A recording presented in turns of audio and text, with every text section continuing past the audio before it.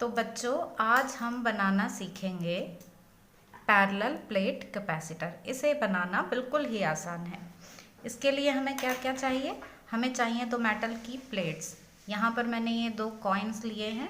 आप कोई भी मेटल की प्लेट्स ले सकते हैं, साइज़ भी कम ज़्यादा हो तो कोई मैटर नहीं है। और इनको सेपरेट करने के लिए हमें इंसुलेटिंग मीडियम चाहिए। तो यहाँ मैंने एक ये बॉटल का कैप ले लिया है जो इंसुलेटर का काम करेगा। आप इसकी जगह पेपर भी ले सकते हैं, प्लास्टिक, ग्लास, यहाँ तक कि ऑयल, ऐसे कुछ भी आप ऐसा इंसुलेटर ले सकते हैं। तो चलिए बनाना शुरू करते हैं। ये हमने यहाँ पर ये कॉइन लगा दिया, इधर हमने ये दूसरा, और ये हमारा कैपेसिटर बनकर तैयार हो गया है ना? कितना आसान। अब इसे चार्ज कर लेते हैं। कैसे चार्ज करते हैं इसको?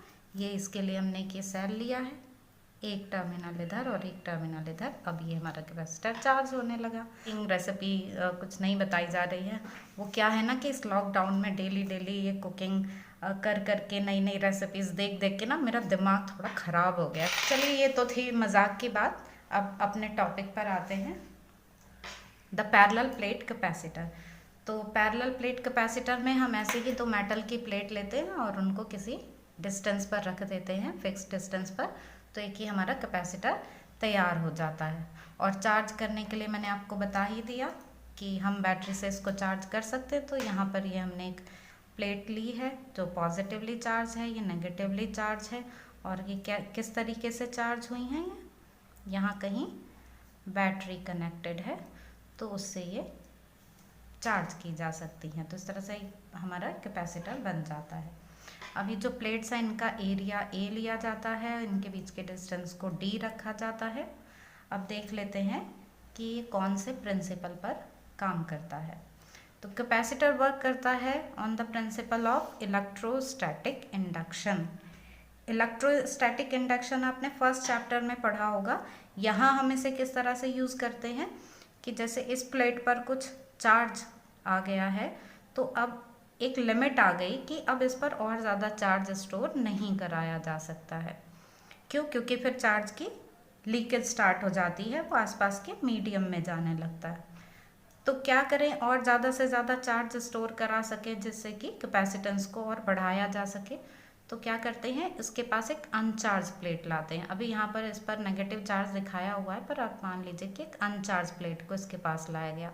तो जब अनचार्ज प्लेट इसके पास आती है तो ड्यू टू इलेक्ट्रोस्टैटिक इंडक्शन इस पर कुछ अपोजिट चार्ज इंड्यूस हो जाता है और कुछ पॉजिटिव चार्ज इसके साथ न्यूट्रलाइज हो जाता है। तो अब इस पर और चार्ज का अमाउंट बढ़ाया जा सकता है, स्टोर कराया जा सकता है और इसकी कैपेसिटेंस को और इंक्रीज़ किया जा सकता है। तो इस तरीके से ज़्यादा चार्ज स्टोर कराकर ज़्यादा से ज़्यादा कैपेसिटेंस बढ़ाई जा सकती है। तो ये इसका प्रिंसिपल हो गया। अब सिंबल्स देख लेते हैं पैरेलल प्लेट कैपेसिटर के लिए। ये 2 पैरेलल लाइंस हैं। ये है फिक्स्ड कैपेसिटेंस के लिए और ये है वेरिएबल कैपेसिटेंस के लिए। इस तरह से यहाँ एरो बना देते हैं। ठीक है, अब बात करते हैं डेरिवेशन की। अब हमें कैपेसिटेंस के लिए फॉर्मूला डराइव करना, एक्सप्रेशन फाइंड करना है capacitance of parallel plate capacitor. तो उसके लिए हम इस तरीके से हमने यहाँ पर ये 2 प्लेट्स के सिंबल ले लिए कि ये 2 प्लेट्स हैं, एक पर पॉजिटिव चार्ज है, एक पर नेगेटिव चार्ज है। एक की surface charge density plus sigma, दूसरे की माइनस सिग्मा है। अब हम क्या करेंगे फॉर्मूला डराइव करने के लिए? हम पहले निकालेंगे electric field inside the plates. अभी फ़िलहाल हम यहाँ पर मीडियम से मान के चल रहे हैं कि सपोज़ एयर है इनके बीच में, जो इंसुलेटिंग मीडियम है या जिसको हम डाइलेक्ट्रिक बोलते हैं, कि इसके बीच में अभी फ़िलहाल एयर है और प्लस माइनस चार्ज की वजह से एक इलेक्ट्रिक फील्ड सेट हो गई है। तो हम क्या करेंगे, पहले हम निकालेंगे इलेक्ट्रिक फील्ड और इलेक्ट्रिक फील्ड निकालने के बाद हम निकालेंगे potential difference between the plates. और जब हमें पोटेंशियल डिफरेंस भी मिल जाएगा तो by Q is equal to C V, हम C is equal to Q upon V से वैल्यू निकाल लेंगे C की। है ना कितना आसान? तो चलिए देखते हैं। तो अब यहाँ प्लेट्स के लिए हम पहले निकालते हैं outside the plates electric field. तो तो outside the plates electric field निकालने के लिए, जैसे सपोज हम कोई पॉइंट यहाँ ले लेते हैं। आपने ये गॉस थ्योरम की एप्लीकेशंस में पढ़ा होगा कि पैरेलल ये प्लेन शीट के लिए डिस्टेंस से फ़र्क नहीं पड़ता है, तो पॉइंट को कहीं भी लिया जा सकता है।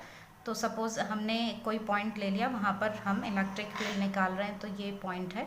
अब प्लस चार्ज वाली प्लेट की वजह से इलेक्ट्रिक फील्ड आउटवर्ड डायरेक्शन में आ जाएगी, माइनस वाली चार्ज शीट की वजह से इस डायरेक्शन में आ जाएगी।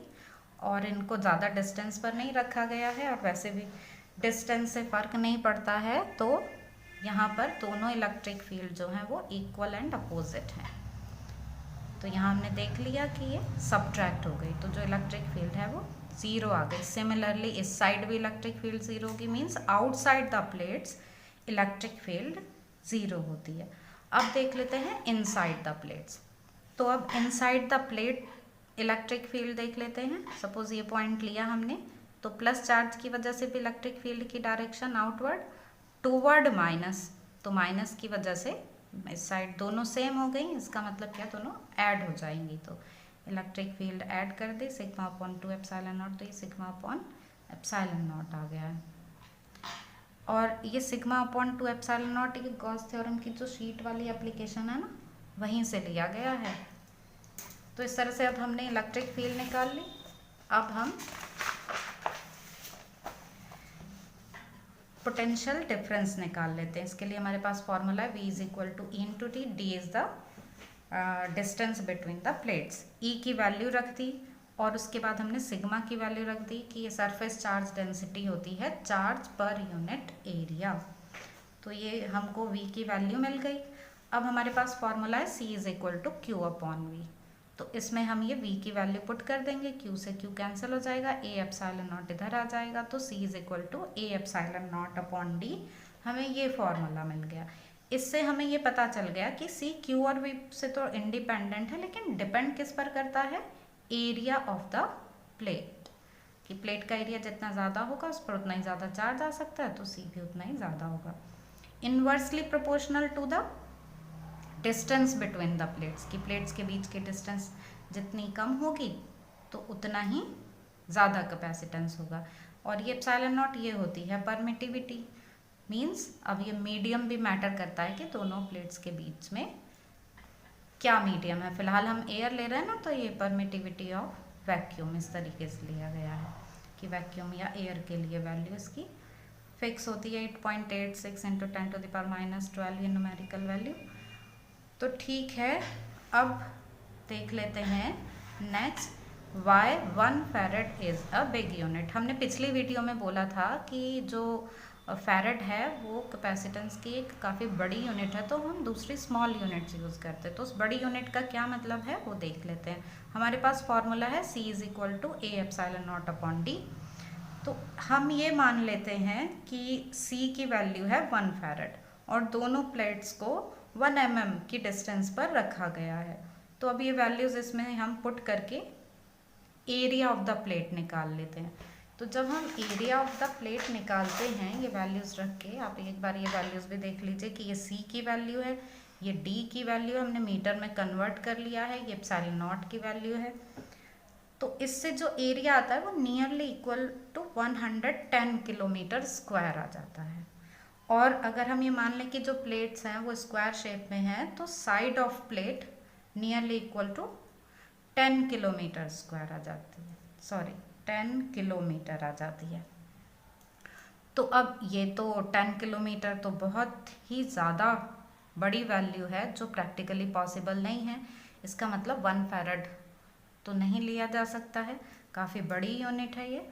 तो क्या करते हैं, स्मॉल यूनिट्स लेते हैं, जैसे माइक्रोफैरेड, नैनोफैरेड एंड पिकोफैरेड। और आपको पता है कि ये 10⁻⁻6 फैरेड के इक्वल होता है, ये 10⁻⁻9 फैरेड के इक्वल होता है, और ये 10⁻12 फैरेड के इक्वल होता है। अब जल्दी से लास्ट में यूजेस देख लेते हैं कि पैरेलल प्लेट कैपेसिटर को यूज़ कहाँ किया जाता है।